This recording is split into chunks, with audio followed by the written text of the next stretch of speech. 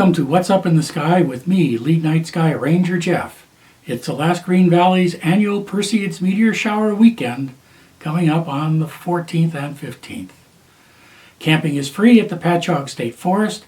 See tlgv.org or alaskagreenvalley.org or contact the DEEP No Child Left Inside folks for details.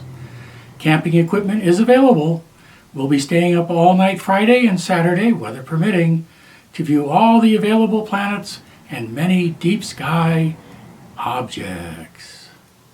Mercury reaches greatest elongation on the 2nd and will be 5 degrees above the horizon an hour before sunrise. Venus shines at magnitude minus 4.4 in the western sky shortly after sunset. Venus will be just about 1/2 lit on the 11th and 12th.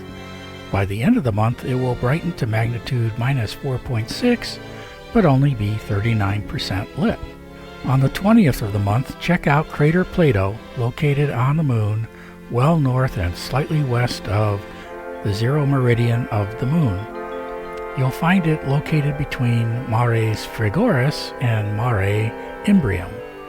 It is 101 kilometers, 63 miles, in diameter, and is 1,468 meters, or 4,816 feet deep.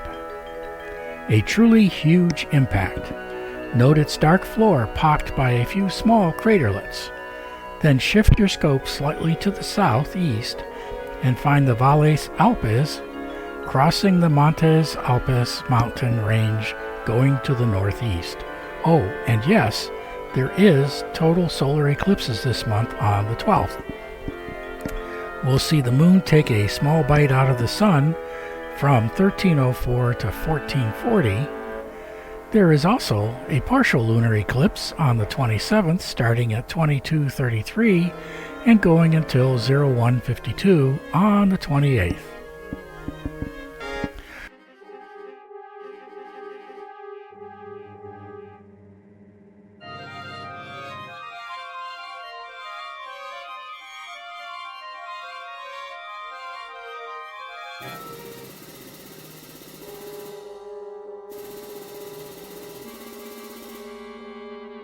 Mars rises at 0215 on the 1st, and by the end of the month, 0140.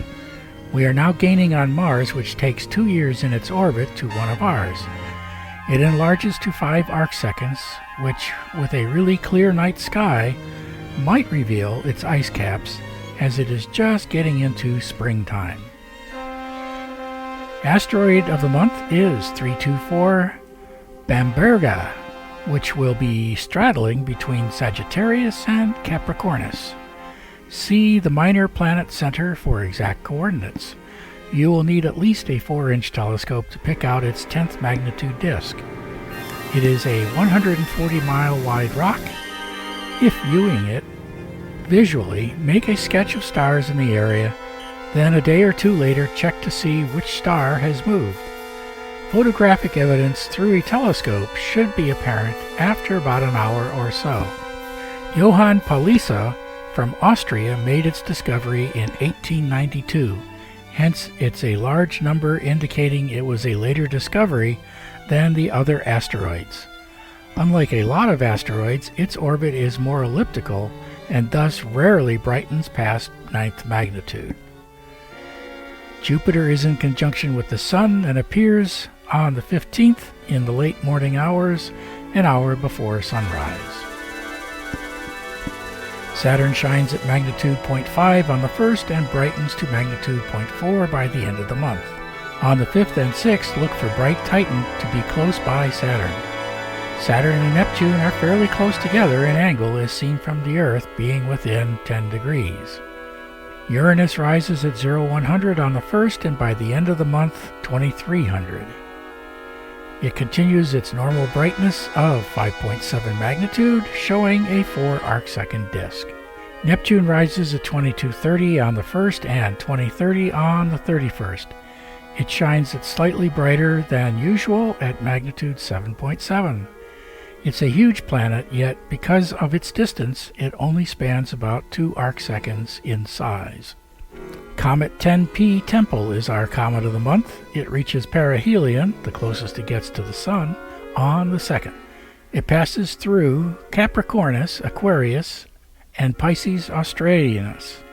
It is possible that there might be severe outgassing during the weekends of the 7th and the 14th. Currently, it is predicted to be a 7th magnitude object, just below the human eye visibility. If the hoped-for outgassing occurs, it could become naked eye visible in excellent skies, but not likely in Connecticut. It's the Perseid meteor showers this month from July 17th until August 24th, peaking at 100 meters per hour on the morning of the 12th. Expect to see closer to 10 meteors per hour due to light pollution on the weekend of the 14th and 15th. The cause of the fireworks is the dust that was cast off by Comet 10P Swift-Tuttle, which has a 130-year orbit around the Sun. And speaking of the Perseid meteor shower, we have the Perseid meteor party going on this weekend. You can see the DEEP site or the lastgreenvalley.org site and see if you can register to attend. It's free for all comers, and there is some equipment and tents available for free that weekend. I will be up all night with the telescopes, and we should be able to capture some of the meteor showers and look at some deep sky objects because the moon will not be rising to block our view. Our constellation of the month is Sagittarius, located in the lower southern sky. Located just west and above the center of the bow, you will find our object of the month, Messier number 8, the Lagoon Nebula. This spectacular area is filled with hydrogen, oxygen, and sulfur. This image shows the concentration of oxygen. Located approximately 4,000 to 6,000 light years from Earth, the nebula spans an area of 110 by 50 light years. Question of the month is the solar radiation something to worry about in manned space travel?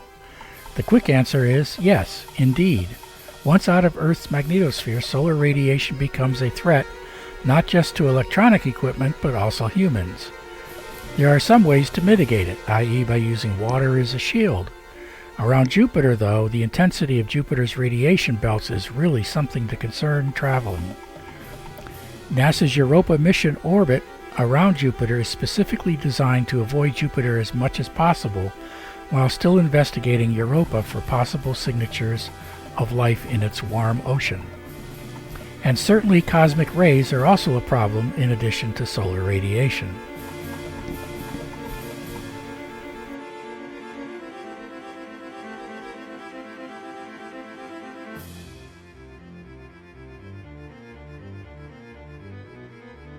Here is the schedule of events.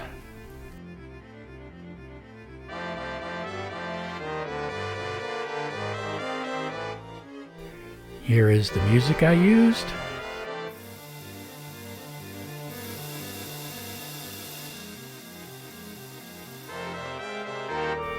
And for the dad joke, what is the most relaxing planet?